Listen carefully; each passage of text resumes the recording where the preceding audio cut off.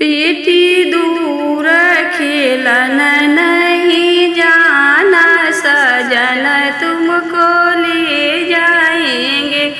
बेटी दूर खेलन नहीं जाना, सजन तुमको ले जाएंगे।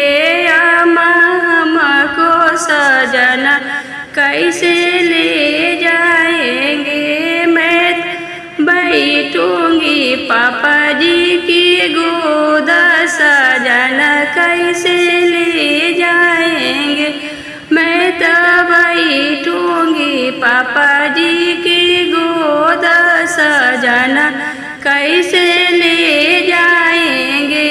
बेटी दूर खेलना नहीं जाना, सजन तुमको ले जाएंगे।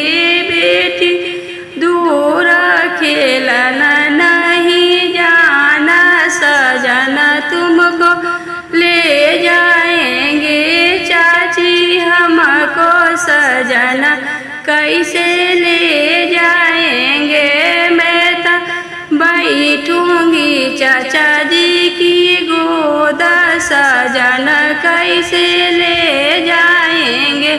मैं तो बैठूंगी चाचा जी की गोद, सजन कैसे ले जाएंगे। ननदो दूर खेलना नहीं जाना, सजन तुमको ले जाएंगे।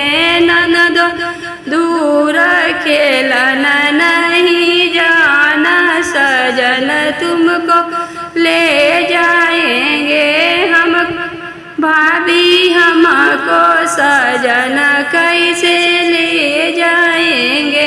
मैं तो बैठूंगी भैया जी के गोद, सजन कैसे ले जाएंगे।